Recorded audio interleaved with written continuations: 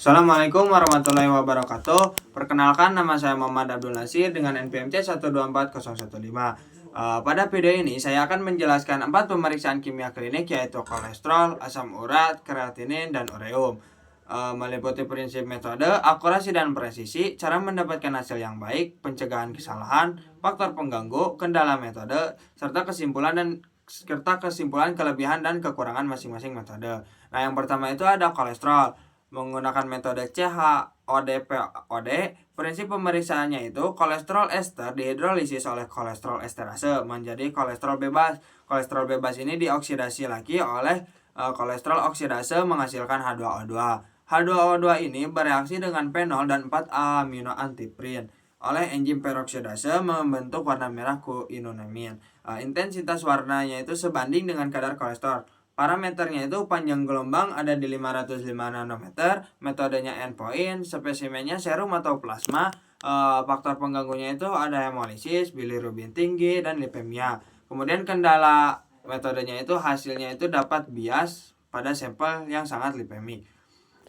Kemudian yang kedua itu ada asam urat, metode urease POD. Prinsip pemeriksaannya itu asam urat dioksidasi oleh enzim urease menjadi allantonin dan H2O2. Kemudian H2O2 ini bereaksi dengan 4 amino antiprin dan DHBS oleh peroksidase menghasilkan warna.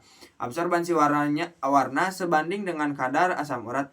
Parameternya itu panjang gelombang ada di 520 nanometer, kemudian metodenya itu ada endpoint, spesimennya serum, faktor pengganggunya itu vitamin C tinggi, hemolisis, dan lipemia. Kemudian kendala metodenya itu ada perlu kontrol kualitas karena sensitif terhadap interferensi kimia.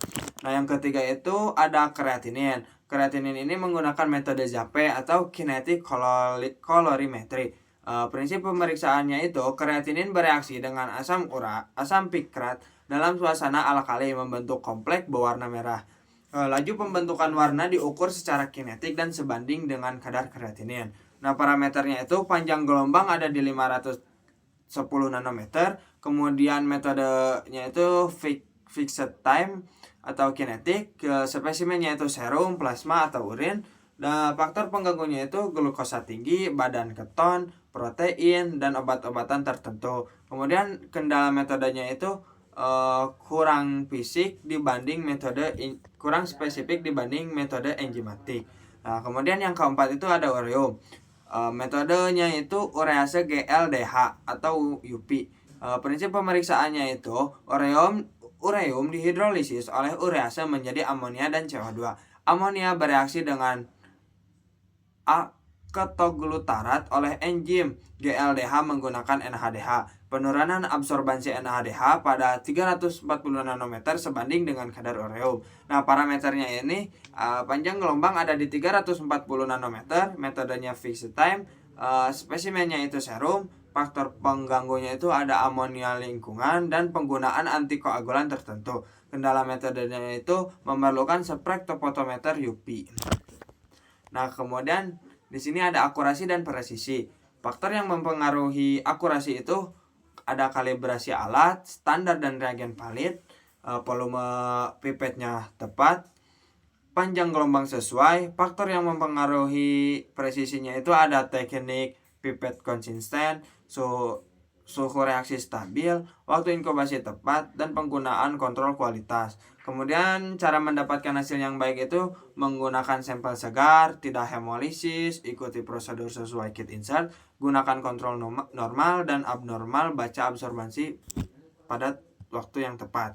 Kemudian di sini ada cara menghindari kesalahannya itu hindari gelembung udara pada kupet, jangan tertukar belang. Kemudian standar dan sampel, jangan melewati waktu pembacaan. Kemudian simpan reagen pada suhu yang dianjurkan. Kemudian kesimpulannya, kolesterol CHODPOD mudah dan sensitif tetapi terganggu lipemia. Kemudian asam urat urease POD spesifik namun dipengaruhi vitamin C. Nah, kemudian ada kreatinin ZAPE, cepat dan mudah tetapi kurang spesifik. Kemudian ureum urease UPI akurat dan spesifik namun membutuhkan alat UV. Demikian penjelasan saya. Mohon maaf apabila ada kekurangan. Wassalamualaikum warahmatullahi wabarakatuh.